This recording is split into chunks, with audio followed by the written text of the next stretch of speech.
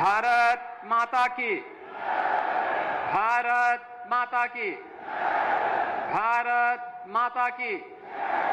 वंदे वंदे वंदे।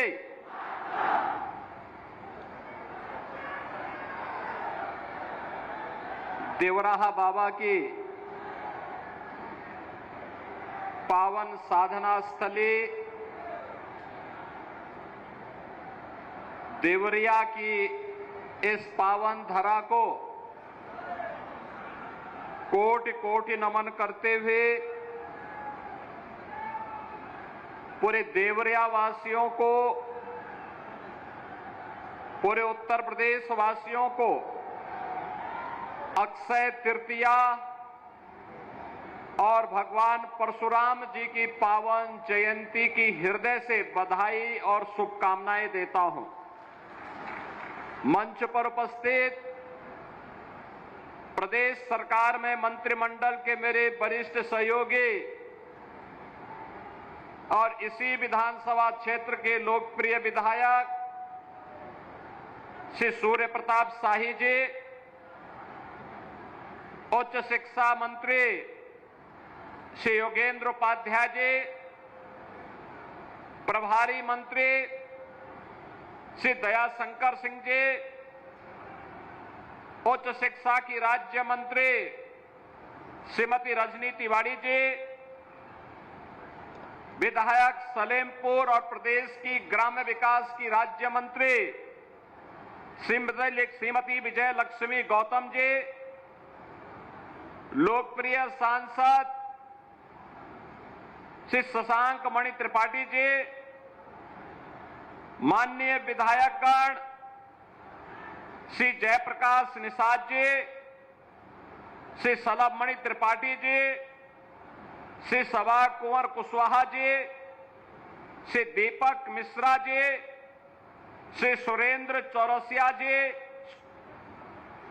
पूर्व सांसद और भारतीय जनता पार्टी के पूर्व प्रदेश अध्यक्ष डॉक्टर रमापति राम त्रिपाठी जी, भारतीय जनता पार्टी के क्षेत्रीय अध्यक्ष श्री सहजानंद राय जी, पूर्व सांसद श्री रविंद्र कुशवाहा जी, आज के इस कार्यक्रम में उपस्थित विधान परिषद सदस्य डॉक्टर रतनपाल सिंह जी, विधायक हाटा मोहन वर्मा जी, भारतीय जनता पार्टी के जिला के अध्यक्ष श्री भूपेंद्र सिंह जी और भारी संख्या में आज 676 करोड़ रुपए की इन परियोजनाओं के लोकार्पण और शिलान्यास कार्यक्रम में उपस्थित देवरिया के मेरे सभी उपस्थित बहनों और भाइयों, आप सबका मैं इस आयोजन में हृदय से अभिनंदन करता हूं, स्वागत करता हूं। हमारे सनातन धर्म की परंपरा में अक्षय तृतीया की तिथि अत्यंत पवित्र मानी गई है। यानी जो अक्षय है, और मैं आपका अभिनंदन करूंगा, आप सबको धन्यवाद भी दूंगा कि आपने 2014 से लेकर के 2024 तक हर चुनाव में भारतीय जनता पार्टी के रिकॉर्ड को अक्षय बना करके रखा हुआ है। भगवान विष्णु और भगवान परशुराम का आशीर्वाद, बाबा देवराहा का आशीर्वाद आप सब पर, उनकी कृपा दृष्टि इसी प्रकार से बनी रहे, इसके लिए अक्षय तृतीया की इस पावन तिथि पर 676 करोड़ रुपए की परियोजनाओं के साथ आज यह मंच आपके बीच में यहां पर उपस्थित हुआ है। बहनों और भाइयों, आज आप सब इस बात को देखते हैं, देवरिया जनपद 2017 के पहले की स्थितियां क्या थी। बीमारी थी, गुंडागर्दी थी, अव्यवस्था थी, अराजकता थी, पर्व और त्योहार शांतिपूर्ण तरीके से नहीं मनाए जा सकते थे। नौजवान प्लान करता था, किसान आत्महत्या करने के लिए मजबूर होता था। यहां पे मुसहर, पंटांगिया, और तमाम अन्य जातियां गरीब भूखमरी का शिकार होता था और प्रदेश सरकार जो समय प्रदेश में सत्ता में थे, ये लोग नीरों की तरह चैन की बंसी बजा करके अपने स्वयं के परिवार तक सीमित रह गए थे। याद करिए 2017 के पहले यही क्षेत्र था जहां इंसेफ्लाइटिस से हजारों बच्चों की मौत होती थी। ये वही क्षेत्र है 17 के पहले जिस क्षेत्र में कोई पर्व और त्योहार आता था, हर व्यक्ति सशंकित होता था, पता नहीं इस बार की दुर्गा पूजा में क्या हो जाए, होली में क्या हो जाए। लोगों के मन में एक भय, एक आशंका होती थी और कभी कभी तो सरकारें ऐसा करती थी कि गांव के लोगों को, पूरे गांव को उठा करके बंद कर देती थी। पता ही नहीं लगता था। जब हम लोग ढूंढते थे वे गांव के लोग कहां चले गए, तो पता लगता था कि महिलाएं तो भाग गई हैं, पुरुषों को जेल के अंदर ठूंसा हुआ है। किस कार्य के लिए? क्योंकि लोग दुर्गा पूजा करना चाहते थे, नहीं करने दिया, उन्होंने थोड़ा विरोध किया, उनको जेल के अंदर ठूंस दिया। बहनों और भाइयों, यही दृश्य होता था। लेकिन आज स्थितियां बदली हैं। डबल इंजन की सरकार प्रधानमंत्री मोदी जी के नेतृत्व और मार्गदर्शन में उत्तर प्रदेश देवरिया ही नहीं, अब तो उत्तर प्रदेश दंगा मुक्त भी हुआ है, माफिया मुक्त भी हुआ है और विकास की गति को तेजी के साथ आगे बढ़ाने वाले राज्य के रूप में आगे बढ़ा है। और उसी स्पीड को गति देने के लिए हम यहां पर आए हैं। अभी यहां पे एक डिग्री कॉलेज का उद्घाटन हुआ है। 4 मंजिला भवन है डिग्री कॉलेज का। डिग्री कॉलेज का, सरकारी डिग्री कॉलेज का देवरिया में कोई 4 मंजिला भवन अभी तक नहीं रहा होगा। पहला भवन यहां पे बन गया है पड़िया पार में। और एक साथ आर्ट्स यानी कला, विज्ञान और वाणिज्य तीनों की कक्षाएं चलेंगी। इसमें एक साथ प्रारंभ होंगी, सत्र में यहां प्रवेश प्रारंभ हो जाएंगे। ऐसे ही पथरदेवा में डिग्री कॉलेज में वाणिज्य संकाय को प्रारंभ करने की कार्रवाई भी हो रही है। और गौरी बाजार के कॉलेज में भी वहां पर एक ऑडिटोरियम का निर्माण हो, वहां के सभी गतिविधियों को संचालन किया जा सके, इसके लिए भी ये सभी कार्यों को आज प्रारंभ किया जा रहा है। बहनों और भाइयों, कोई कल्पना करता था इससे पहले कि ऐसे संस्थाएं गांव में बन पाएंगी, ग्रामीण क्षेत्र में बन पाएंगी? एक कल्पना से परे की बात थी। पहले दंगे की चपेट में आते थे, बीमारियां घेरी रहती थी और इंसेफ्लाइटिस की बीमारी ने तो पूरे उत्तर प्रदेश को ही बीमार कर दिया था। अब ये नया भारत बीमारी से नहीं, अपनी एक नई पहचान विकास के माध्यम से प्रस्तुत करता है। आज बीमारी हमारी पहचान नहीं है। इंसेफ्लाइटिस या मलेरिया या डेंगू या कालाजार या चिकनगुनिया आज हमारी पहचान नहीं है। आज हमारी पहचान विकास है, हाईवे के रूप में, रेलवे के रूप में, मेट्रो के रूप में, रोपवे के रूप में, इनलैंड वाटरवे के रूप में। आज हमारी पहचान बन रही है वर्ल्ड क्लास एक्सप्रेसवे के रूप में। अभी एक नई एक्सप्रेसवे का शुभारंभ होने जा रहा है जो गोरखपुर से सिलचर तक जाने वाला है और देवरिया उससे पूरा कवर हो जाएगा। ग्रीन फील्ड एक्सप्रेसवे पूरी कनेक्टिविटी दिल्ली तक देंगे। गोरखपुर से शामली को जोड़ने के लिए भी कार्रवाई हो रही है। तो ये मान के चलिए कि आप देवरिया से सीधे शामली या दिल्ली कहीं भी जाना हो, बहुत कम समय में ये सभी कार्य आगे बढ़ेंगे। क्यों ये सड़कें सिंगल लेन की रहेंगी? हम आश्चर्य करते थे। गोरखपुर से देवरिया आना होता था, सिंगल लेन की सड़क होती थी। आज वो 4 लेन की बन रही है। गोरखपुर से देवरिया बलिया का पूरा मार्ग 4 लेन की कनेक्टिविटी के साथ जुड़ेगा। देवरिया से हाटा मार्ग के चौड़ीकरण के कार्यक्रम को भी हम लोग आगे बढ़ाएंगे। अब ये मार्ग इस दूरी को और कम किया जाएगा। देवरिया के विधायक जी भी हैं और हाटा के विधायक जी भी हैं। देवरिया से कसिया और पडरौना के मार्ग को भी क्यों 4 लेन नहीं बनाया जा सकता है? 2 जिला मुख्यालयों को 4 लेन के साथ जोड़ने का कार्यक्रम इस सरकार की प्राथमिकता का हिस्सा है और ये सभी होने चाहिए। बहनों और भाइयों, इस क्षेत्र की पहचान जिन चीजों के लिए थी, पिछली सरकारों ने बीमारियां दी, चीनी मिलों को बंद करके यहां पर बेरोजगारी दी, पिछली सरकारों ने यहां पे दंगे करवाए, पिछली सरकारों की सोच ही वही थी। आपने देखा होगा भी,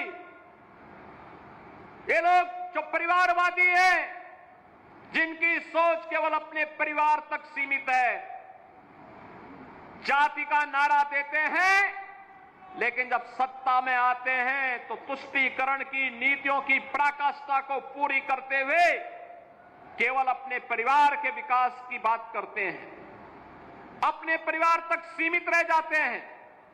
आपने देखा होगा जब 22 अप्रैल को पहलगांव में पर्यटकों पर हमला हुआ था, आतंकी हमला हुआ था, समाजवादी पार्टी के नेताओं के बयान किस किस प्रकार के बयान आते हैं, ये पता लगाने में ही कठिनाई होती है कभी कभी कि ये समाजवादी पार्टी के नेता बयान दे रहे हैं या कोई पाकिस्तान का प्रवक्ता बयान दे रहा है। ये पता लगाने में ही कठिनाई हो जा रही है। आपने कल समाजवादी पार्टी के एक पदाधिकारी का मुंबई में दिया गया बयान देखा होगा। इससे पहले कानपुर का एक नौजवान अपने परिवार के साथ गया था पहलगांव, स्वर्गीय शुभम द्विवेदी की निर्मम हत्या कर दी गई। जब पत्रकारों ने समाजवादी पार्टी के अध्यक्ष से पूछा कि आप समाजवादी पार्टी आप वहां क्यों नहीं गए, तो उन्होंने कहा कि हमारी पार्टी का थोड़े था। कितना दुर्भाग्यपूर्ण और शर्मनाक बयान है। बहनों और भाइयों, देश की संवेदना होनी चाहिए अपने नागरिकों पर। पूरा देश पार्टी लाइन से ऊपर उठ करके एक साथ इस घटना की निंदा कर रहा है और समाजवादी पार्टी के लोग इस प्रकार का दुर्भाग्यपूर्ण बयान देते हैं, इस प्रकार का दुर्भाग्यपूर्ण बयान देते हैं। पहलगांव की घटना में उनका एक राष्ट्रीय महासचिव बयान देता है, कहता हिंदू ने हिंदू को मारा है, यानी पाकिस्तान को क्लीन चिट देने की कुत्सित चेष्टा। उनका एक सांसद उससे भी घटिया स्तर का बयान देता है। बहनों और भाइयों, जब भी जातिवाद की राजनीति होगी, जब भी विभाजनकारी राजनीति होगी, तो तुष्टीकरण की पराकाष्ठा को पार करते हुए आपकी सुरक्षा के साथ ऐसे ही खिलवाड़ करने का कुत्सित प्रयास करेंगे जैसे वर्तमान में कुछ कांग्रेस के नेता और समाजवादी पार्टी के नेता कर रहे हैं। हमें एक स्वर से निंदा करनी चाहिए। आतंकवाद के खिलाफ देश की लड़ाई प्रधानमंत्री मोदी जी के नेतृत्व में 144 करोड़ के भारत को एक स्वर से लड़ना चाहिए। एक स्वर से प्रधानमंत्री मोदी जी के नेतृत्व में आतंकवाद का नेस्तनाबूद करने के संकल्प के साथ आगे बढ़ना चाहिए। इस संकल्प के साथ अगर हम आगे बढ़ेंगे तो जैसे 10 वर्ष में आपने देश से आतंकवाद को, नक्सलवाद को, उग्रवाद को समाप्त होते हुए देखा होगा, ऐसे ही जो थोड़े तत्व अब सिर उठाने का प्रयास कर रहे हैं, इनके भी जहन्नुम में जाने के दिन बहुत शीघ्र सामने दिखाई देंगे। और इसीलिए बहनों और भाइयों, आज हम सब आपके बीच इसी बात को लेकर के आए हैं। आखिर देश के बारे में कुछ तो दायित्व होने चाहिए, एक तो सीमा होनी चाहिए, सार्वजनिक जीवन में एक लक्ष्मण रेखा तो होनी चाहिए। जब राजनीतिक पूर्वाग्रहों से ऊपर उठ करके हम देश के बारे में सोचें, समाज के बारे में सोचें, जनता जनार्दन के बारे में सोचें, लेकिन उस संकुचित सोच के साथ कार्य करने वाले लोगों से उम्मीद नहीं की जा सकती, उनसे ये उम्मीद नहीं की जा सकती। उनके समय में विकास नहीं हुआ।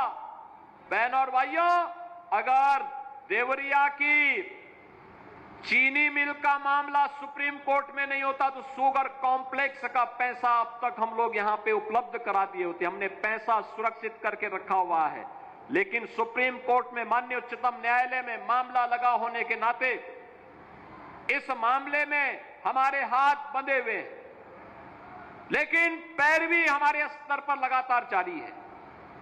ये मामलों का निस्तारण होता है देवरिया जनपद में भी। यह कार्यक्रम आगे बढ़ना चाहिए, यहां के किसानों की आमदनी बढ़नी चाहिए।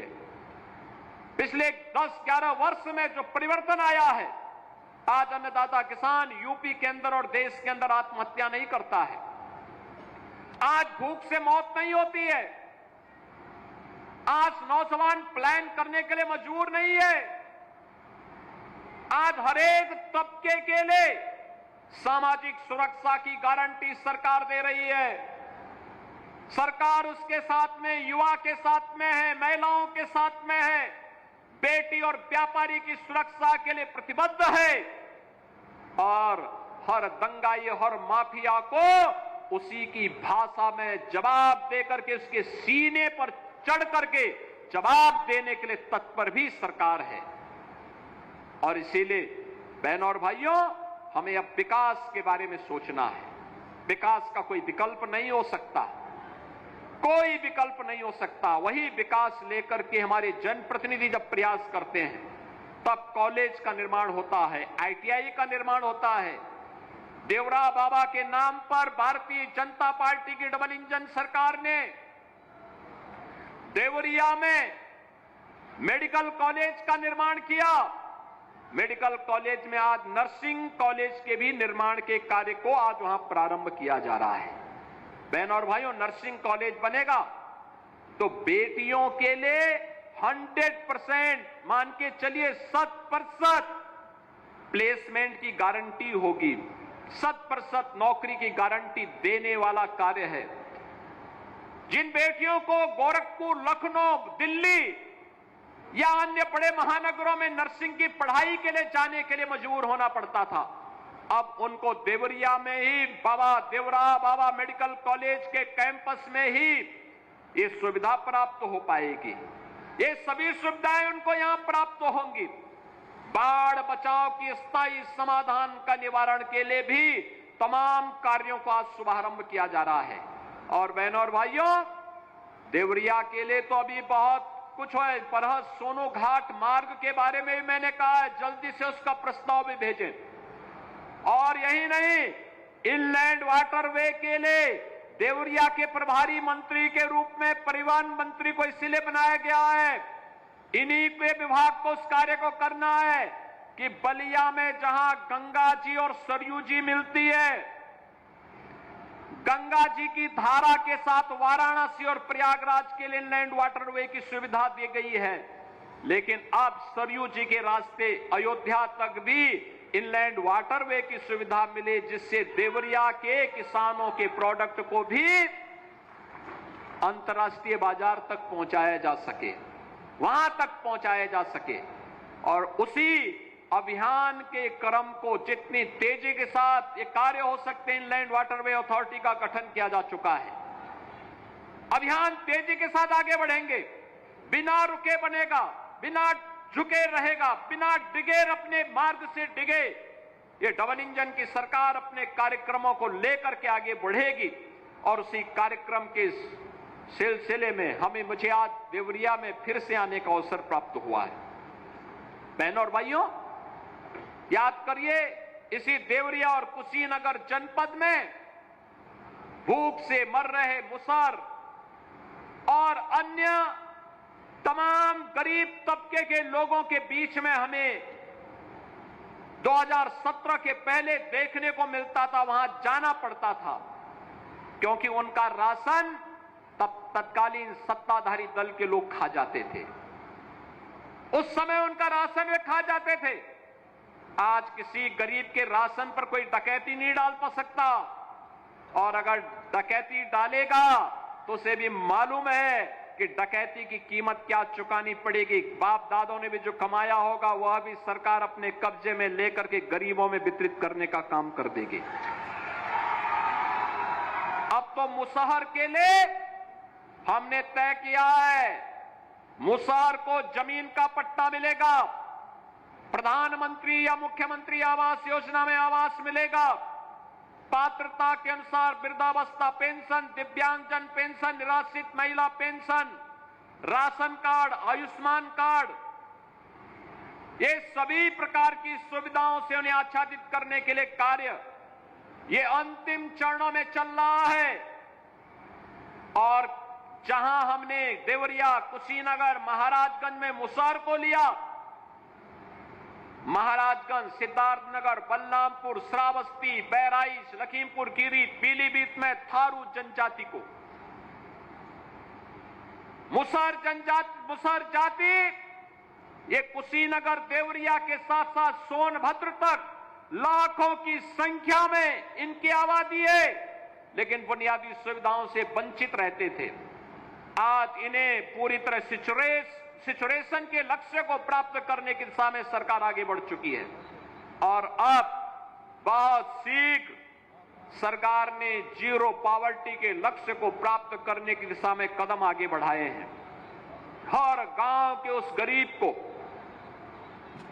दलित को, वंचित को, अति पिछड़ी जाति के उस हरेक व्यक्ति को, हर गरीब को जिसे अब तक कोई सुविधा नहीं मिली है, उन सभी लोगों को सरकार की सभी प्रकार की सुविधाओं से जोड़ने के लिए, जिसके पास मकान नहीं होगा मकान हम देंगे, जिसको पेंशन की सुविधा नहीं मिलती है पेंशन की सुविधा से जोड़ेंगे, जिसके पास राशन कार्ड नहीं राशन कार्ड देंगे, जिसके पास आयुष्मान का कार्ड नहीं है उसको आयुष्मान का कार्ड भी देंगे, और जिसके पास रोजगार नहीं है उसके लिए रोजगार उपलब्ध करवाने का काम भी सरकार उपलब्ध करवाएगी। और इस बड़े अभियान को पहले चरण में 15 लाख परिवार चिन्हित किए गए हैं।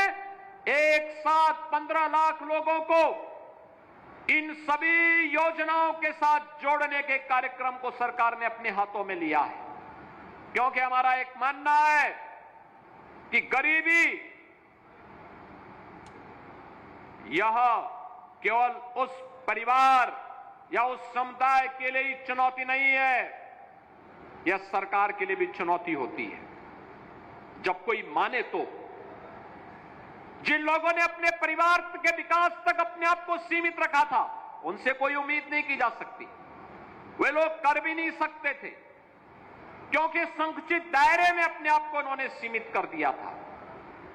माफिया गिरोह के चंगुल में फंसे हुए थे।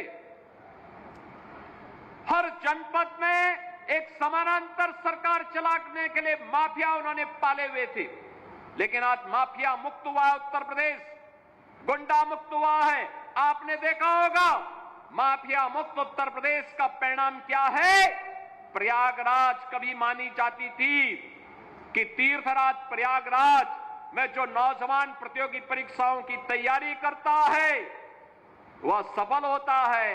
बीच के कालखंड में एक अंधकार युग आया जब प्रयागराज को माफियाओं ने जकड़ दिया। जैसे ही प्रयागराज को माफिया से मुक्ति मिली, यूनियन पब्लिक सर्विस कमीशन में शक्ति दुबे नाम की बेटी ने पहला स्थान प्राप्त किया है। ये यूपी की ही बेटी है। आज वहां पर दर्जनों बच्चे ऐसे हैं जिन्होंने यूनियन पब्लिक सर्विस कमीशन में अच्छे अंक प्राप्त करके अच्छी रैंक प्राप्त की है। बहनों और भाइयों, विकास का पिछली सरकारों का एजेंडा नहीं था। परिणाम क्या था? उत्तर प्रदेश पिछड़ता गया, बीमार होता गया। ये बीमारी केवल विकास के पैमाने पे नहीं थी, बल्कि ये शारीरिक और मानसिक व्याधि भी इनके कर्मों से उत्तर प्रदेश को प्राप्त हो गई थी। अब बरसात आता है तो इंसेफ्लाइटिस का भय नहीं होता है, इंसेफ्लाइटिस की बीमारी से मुक्त। नहीं तो देवरिया सबसे ज्यादा, कुशीनगर और देवरिया तो सबसे ज्यादा ग्रसित क्षेत्रों में था, और अब तो आपके कुशीनगर जनपद में महात्मा बुद्ध के नाम पर एक कृषि और प्रौद्योगिकी विश्वविद्यालय का भी निर्माण हो रहा है। बेहतरीन विश्वविद्यालय का निर्माण का कार्य आगे बढ़ रहा है। ये विकास का कार्य इस बात को बताता है कि विकास की प्रक्रिया अनवरत आगे बढ़ेगी। विकास का पहिया थमने नहीं पाएगा। प्रधानमंत्री मोदी जी के आत्मनिर्भर और विकसित भारत के निर्माण के लिए जो संकल्पना है, उस संकल्पना को आगे बढ़ाने के लिए डबल इंजन की भारतीय जनता पार्टी की सरकार पूरी प्रतिबद्धता के साथ लग करके इसे आगे बढ़ाने के लिए तैयार है। और उसी का परिणाम था महाकुंभ प्रयागराज ने उसकी एक झांकी आप सबको, देश और दुनिया को दिखाई है। महाकुंभ में जो भी आया अभिभूत होकर के गया। उत्तर प्रदेश के सामर्थ्य की उसे पहचान हुई, उत्तर प्रदेश के नौजवानों की, उत्तर प्रदेश की प्रशासनिक मशीनरी की, उत्तर प्रदेश के नागरिकों की एक नई पहचान उसके सामने बनी है। और उस पहचान को हर जनपद में स्थापित करने के लिए आज हम लोगों ने यहां पर ढेर सारी पर्यटन की विकास की योजनाओं को भी, व्यावसायिक शिक्षा, टेक्निकल शिक्षा, स्वास्थ्य विभाग से, आयुष से जुड़ी हुई परियोजनाओं को, बाढ़ बचाव से जुड़ी हुई परियोजनाओं को भी आज के इस कार्यक्रम में शिलान्यास और उद्घाटन के कार्यक्रम के साथ जोड़ा है। बहनों और भाइयों, विकास की प्रक्रिया निरंतर आगे बढ़ेगी। आपको विकास की इस प्रक्रिया में सहभागी बनाने के लिए आज मैं स्वयं भी देवरिया में एक बार फिर से आपके बीच में उपस्थित हुआ हूं। मैं आज के इस अवसर पर एक बार फिर से आप सभी देवरिया वासियों को इन सभी योजनाओं की बधाई देता हूं, अपनी शुभकामनाएं देता हूं। अक्षय तृतीया और भगवान परशुराम की पावन जयंती की हृदय से बधाई देते हुए अपनी शुभकामनाएं देता हूं और ईश्वर से ही प्रार्थना करता हूं कि उनकी कृपा सदैव आप पर बनी रहे, देवरिया विकास की नई ऊंचाइयों को प्राप्त करे। इसके लिए डबल इंजन की सरकार आपके साथ खड़े होकर के कदम से कदम मिलाकर के आगे बढ़ने के लिए पूरी तत्परता के साथ कार्य करेगी। आप सबके प्रति मेरी शुभकामनाएं हैं। धन्यवाद। जय हिंद।